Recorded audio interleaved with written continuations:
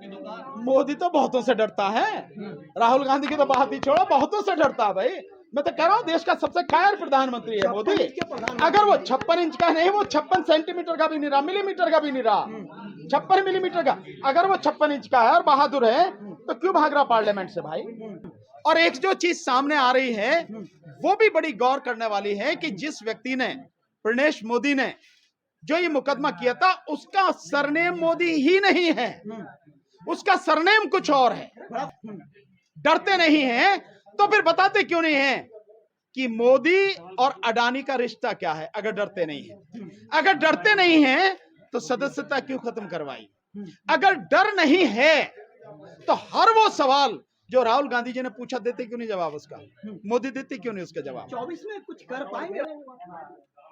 भाजपा की बात मानोगे आप या कोर्ट की बात मानोगे। कोर्ट ने उनके मसले में उनकी जो सजा थी उसको स्टे कर दिया, और बहुत स्पष्ट रूप से जो चीजें वहां सामने आई हैं सुप्रीम कोर्ट में, वो बहुत मतलब गौर करने वाली हैं। और उसमें जो सबसे बड़ी चीज है वो ये है कि कोर्ट ने कहा है कि भाई आपने मैक्सिमम सजा दी है, मैक्सिमम सजा देते हुए आपने उसका कोई कारण नहीं बताया कि मैक्सिमम सजा क्यों दे रहे हो आप। लेकिन सर हाई कोर्ट में भी, उससे लोअर कोर्ट में भी ये मतलब सजा जो दिया था तो सुप्रीम कोर्ट ने फटकार लगाई, तो इसको किस तरह से देखते हैं। इससे देखने की क्या जरूरत है, किस तरह से देखने की क्या जरूरत है। उन्होंने फटकार लगाई, सही फटकार लगाई, जो नीचे का फैसला गलत फैसला था उसको ठीक कर दिया, यही इसको देखना है। निश्चित रूप से जो सजा की गई थी वो मुकदमा ही नहीं बनता था। और एक जो चीज सामने आ रही है वो भी बड़ी गौर करने वाली है कि जिस व्यक्ति ने, प्रणेश मोदी ने जो ये मुकदमा किया था, उसका सरनेम मोदी ही नहीं है, उसका सरनेम कुछ और है। बड़ा खुलासा कर रहे हैं सर ये। अरे कोर्ट में हुई है चर्चा, ये चर्चा कोर्ट में हुई है। तो जो कोर्ट में चर्चा हुई है वहां सामने आया कि उस व्यक्ति का नाम मोदी सरनेम है ही नहीं, उसके बावजूद वो कर रहा है। तो मैं समझता हूं इसमें तो अब कंटेम्प्ट करने की बारी राहुल गांधी जी की है। उस तबीयत से जो उसके खिलाफ इन सारी चीजों को लेके जो है अब मुकदमा किया जाए उस पर। तो इसके पीछे कौन है, मतलब ये प्रोपेगेंडा रचना या फिर जो भी चीजें किया। आपको नहीं पता कौन है? हाँ, कौन है? नरेंद्र मोदी इसके पीछे देश का प्रधानमंत्री है, और कौन। तो मोदी जी तो राहुल गांधी को तो नेता ही नहीं मानते, डरते ही नहीं, इसीलिए डरते नहीं हैं। तभी राहुल गांधी जी की जो स्पीच है उसको पार्लियामेंट में, लोकसभा की जो प्रोसीडिंग्स है उसमें से एक्सपंज करा देते हैं, खत्म करवा देते हैं। डरते नहीं हैं तो फिर बताते क्यों नहीं हैं कि मोदी और अडानी का रिश्ता क्या है। अगर डरते नहीं हैं, अगर डरते नहीं हैं तो सदस्यता क्यों खत्म करवाई। अगर डर नहीं है तो हर वो सवाल जो राहुल गांधी जी ने पूछा, देते क्यों नहीं जवाब उसका, मोदी देते क्यों नहीं उसका जवाब। 24 में कुछ कर पाएंगे राहुल गांधी, लग रहा है आपको? 24 में केवल राहुल गांधी नहीं, पूरा विपक्ष और इस देश की जनता करेगी, और बहुत ही तरीके से बीजेपी का और मोदी सरकार का इलाज करेगी देश की जनता। चिंता न करो। राहुल गांधी की सदस्यता का कुछ कनेक्शन है चुनाव से? सदस्यता का या किसी चीज का कनेक्शन का कोई अर्थ नहीं है भाई। सरकार एक मतलब नीचे की अदालत ने फैसला दिया, कानूनी कार्रवाई हुई, उनकी सदस्यता खत्म हो गई। ऑनरेबल सुप्रीम कोर्ट ने उनके जो नीचे का ऑर्डर था उस पर स्टे लगा दिया, उनकी सदस्यता बहाल हो जाएगी। बहाल हो गए, खत्म होगी बात सारी। कह रहे ज्यादा खुश होने की जरूरत नहीं है, अभी झारखंड में चल रहा है मामला। कौन कह रहे हैं, कौन कह रहे हैं? तो ये बात तो आप और हम भी कह सकते हैं कि ज्यादा खुश होने की जरूरत नहीं है।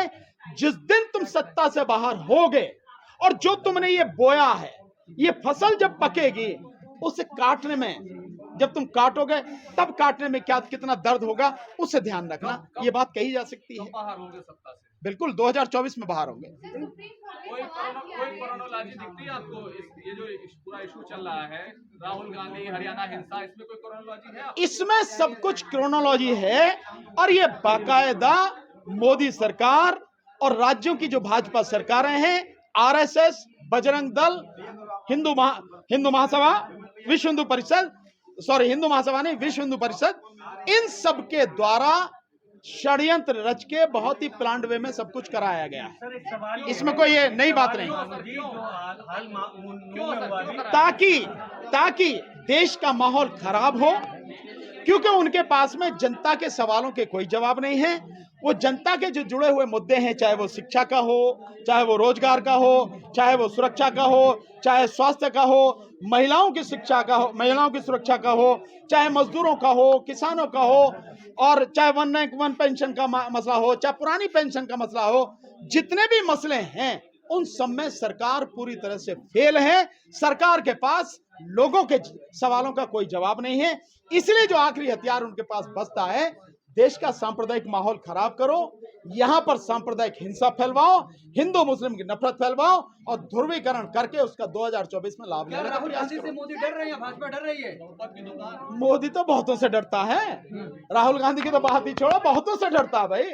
मैं तो कह रहा हूं देश का सबसे कायर प्रधानमंत्री है मोदी। अगर वो 56 इंच का नहीं, वो 56 सेंटीमीटर का भी नहीं रहा, मिलीमीटर का भी नहीं रहा, 56 मिलीमीटर का। अगर वो 56 इंच का है और बहादुर है तो क्यों भाग रहा पार्लियामेंट से भाई? पार्लियामेंट में जवाब क्यों नहीं देता? विपक्ष जवाब मांग रहा है ना, जवाब दे, नहीं दे रहे, भाग रहे। शेर सब पर भारी है। शेर नहीं, कायर, और सब पर भारी नहीं है। आज सत्ता हाथ में, उसका दुरुपयोग किया जा रहा है और कुछ नहीं है। भारी तो तब होता है कि सब कुछ बिल्कुल साफ सुथरा हो, बिल्कुल निष्पक्ष हो, उसके बाद पता लगेगी कौन भारी है और कौन हल्का। आप बता रहे हैं भाजपा का चुनावी प्लान तैयार है, लेकिन ये तो सफल होता दिख रहा है जिस तरह के हालात बन रहे हैं। अगर ये सफल होता तो अब तक देश में बुरी तरह से आग लग चुकी होती। लेकिन हरियाणा में जो घटना हुई, नूह की घटना हुई, नूह की हरियाणा की जनता ने ही, जो हर समाज के लोग हैं, हर संप्रदाय के लोग हैं, उन्होंने ही बीजेपी के मंसूबों को फेल कर दिया।